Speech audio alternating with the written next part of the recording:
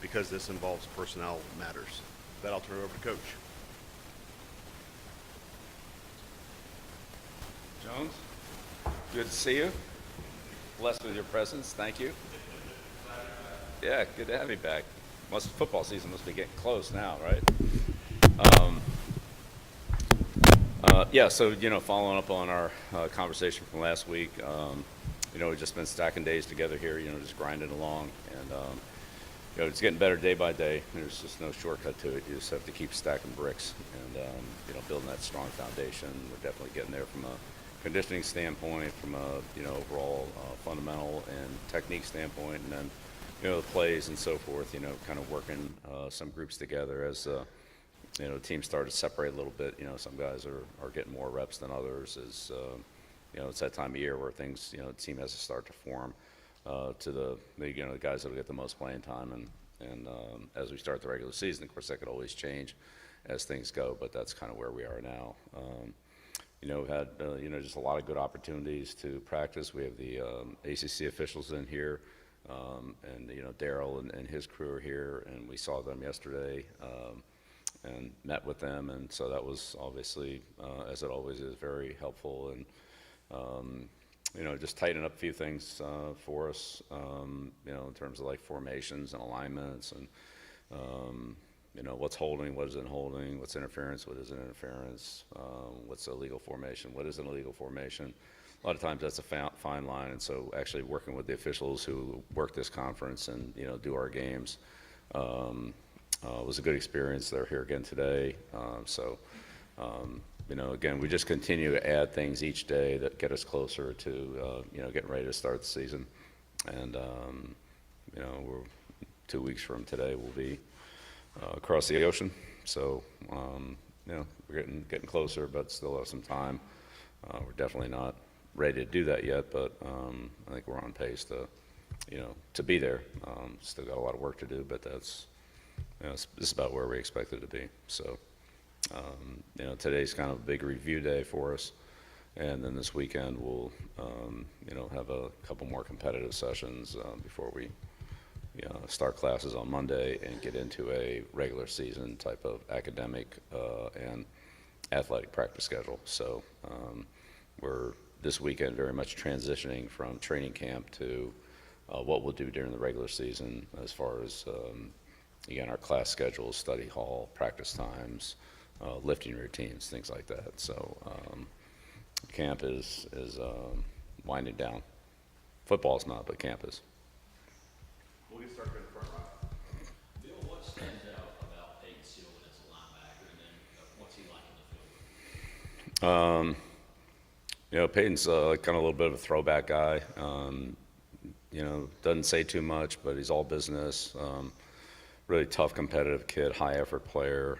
He's always, going as hard as he can, and it's been impressive to watch. He's a very instinctive player, finds the ball, and has shown the ability to play on all four downs. In the kicking game as well. He runs well. He's tough. He's a good tackler, and has very good football instincts. So glad we have him. Getting him and Derek, really it's given us a lot of depth at the linebacker position. So that's been good. Third row on the right, Pat. Morning, Bill. How have you shuffled the responsibilities with Steve out and Lombardi? How have you kind of shuffled the front office responsibilities and the defensive player responsibilities? Yeah, same way we talked about it last week. Nothing's changed. Just kind of share some things, and hopefully this will be resolved soon. Does that mean more responsibility? Are you taking on more responsibility either in the Yeah, we've all shared things, but I'd say it hasn't really been an issue.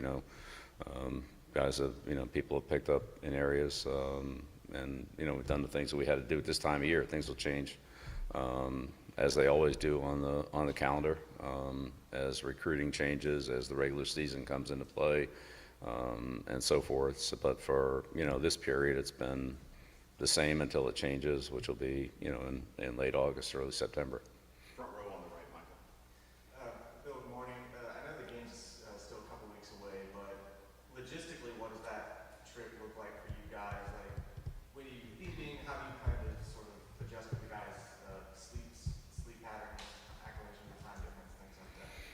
Yeah, so all that's, all those arrangements have been handled by the people in our operations staff. They've done a great job of that. They've been involved in other international trips, including to, well, London, not Ireland, but similar. So all the things that need to take place, which are a multitude, those people have a lot of experience with, and we've gotten good cooperation from the other side as well. So I don't want to say those trips are standard. They're not. They're very different. But the planning and preparation that goes into it is to keep things as normal as possible for the team. The flight's the flight. Someone to go into the West Coast, just head the other direction. And there's some other things that are unique to this game, and so they're just budgeted into the schedule. Both teams are working with the same format. So. Plenty of other teams have gone over there, and certainly it's worked out well. It's a great opportunity for all of us, great opportunity for the game. But the guys that are doing the work behind the scenes have worked hard, going all the way back to the trips that they took over there back in March. Front row on the far left, coach. Hey, Bill, you mentioned last week, obviously, that the next 10 days from there would be a competition period. Specifically looking at the quarterback room, how is that competition narrowed? And is there a leader in the clubhouse now? No, I don't think there's a leader in the clubhouse, but it's been very competitive. They've all had a lot of really good moments, and a couple that they'd probably like to have back, like all of us do.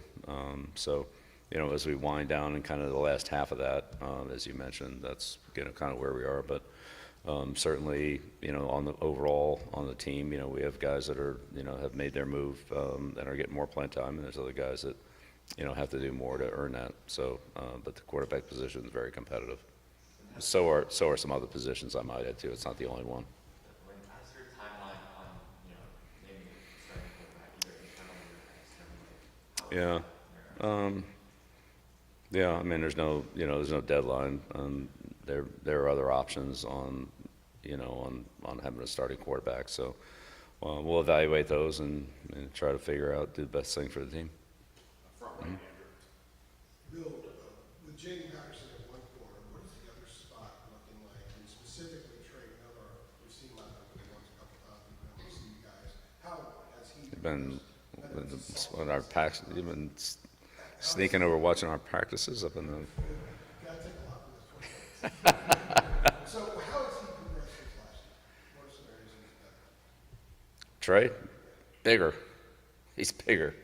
Yeah, he's put on a lot of good solid weight. He's a very competitive, fast, tough kid. But he's just bigger, and that's helped him with his tackling, his run force, jamming receivers, all those things. Been very dedicated. Not just in this camp, but going back to the off-season program.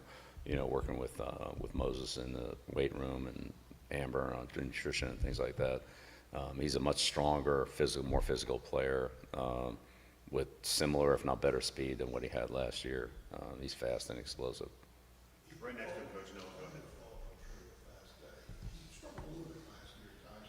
How much did he immerse himself in the film, and where are some of the benefits he got from it? Yeah, again, all of the above. He's improved physically, he's improved mentally in terms of understanding the defense, and also in terms of anticipating, what will happen offensively. I think, we have a better feel for what his strengths are, and we really certainly try to play into those with him. And he's done a good job. He's come through for us on the practice field and consistently. So, he's done a nice job, worked really hard. We've got about 6 minutes left. Noah, you want to go next? Yeah, Bill, when you were watching Shaq McCoy, when he was in the portal watching film, what were some of the things that popped right away? And to see him continue to develop over in preseason camp, what are some of the things that he needs to continue to work on to eventually earn a starting role on the offensive line? Right. Well, Shaq's size is, immediately kind of jumps out at you. I mean, there's not a ton of film on him. Didn't play much at Oregon. Hardly any film there. And then last year at Arkansas, just a couple games, and those were real early in the year. So, a lot of Shaq is developmental. Both physically and from a technique and playing and confidence standpoint. Which those certainly have come along and improved through the course of the spring and here again in training camp. So I think he's a lot better player than he was when he got here. He's still working on, the normal things that offensive lineman needs. pad level, leverage, pass protection, and so forth, picking up games with his teammates, particularly the guards and center, when they run, 2 and 3 man games over there on that side, blitz pickup, things like that. So that's all coming together, but it's, he's been out there every day. He's got a good work ethic, good attitude. He's always got a smile on his face. And is just ready to strap it up and go to work, and that work is paid off in improvement. Third row on the right, Brian. Hey, Brian. Two quick ones. One, do you plan to call plays on defense if the season started today? Well, the season doesn't start today, so if you get a bunch of hypothetical questions, And then secondly, when you're evaluating the quarterbacks, talked to Manny Diaz over at Duke the other day. We talked about eliminating bad plays is more important than creating good ones. When you're evaluating, how much of that is eliminating mistakes versus a guy who can maybe make more positive ones? Yeah, I mean, I agree with that. I mean, I've always said that. I've said that about Tom Brady, the greatest quarterback in NFL history. As great as Tom was, and he was great, he made a lot of great plays, but the most important thing he did was he eliminated the bad ones. And for almost 2 decades, statistically, the Patriots had the fewest negative running plays, fewest offensive penalties, fewest 3rd and long situations. Fewest sacks, fewest intercept turnovers, and the quarterback handles the ball on every play. So there's nothing more important than the decisions that the quarterback makes to make good plays, or in some cases spectacular and great plays, but most importantly on a down after down basis, to eliminate the bad ones, not just at his position, but overall offensively. Sometimes quarterbacks can do things to bail you out of a situation that doesn't look good. So. Yeah, I agree with what Manny said, and I've said that about Tom Brady. As great as he was, the plays that stick out the most to me are the lack of negative ones, or the negative ones that he kept us out of when, I made a bad call, or I put him in a situation where this protection wasn't very good against the blitz they were showing, and he found a way to either get rid of the ball or change the protection so we could block it, things like that. So, yeah, eliminate negative plays is really probably more important than making the spectacular ones. On the right, second row. We've seen Caleb Jackson wear the 62 jersey in practice. Is that related to his weight, and how's he looked in training camp? Caleb's looked good. He's a fast, explosive guy. He's good with the ball in his hands. He's a hard guy to tackle.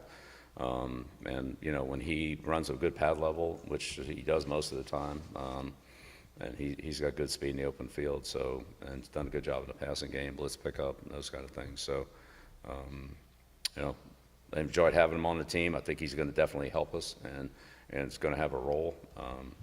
But he's had a good camp, and just continues to, as he gets into our system and gains confidence with with the offense. But Coach Means has done a good job with him in terms of our run reads and pass protection, blitz pickup, stuff like that. He's done a nice job there. Back row on the left, Greg. Yeah, big back, big number. Back row on the left, Greg. Bill, how do you feel about the quality of depth along your defensive line? Well, I would say depth in August is different than depth in October and depth in November. You just don't know. So whatever depth you have, you like and keep, and hope you can hang on to it. And sometimes you gain depth if younger players come along and develop, which that happened last year in a number of positions. But what you currently have, you try to keep those guys healthy at every position, and then you want to develop young players so that they give you that depth. Maybe they don't give it to you today, but by September, October, November, whenever it is, that you have depth from those players. So it's a combination of those two things.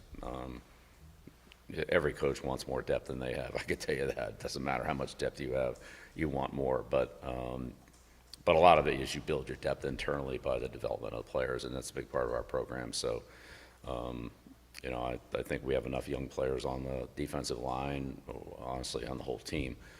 We have a lot of young players that, hopefully their development will give us depth at all positions, not just the D line.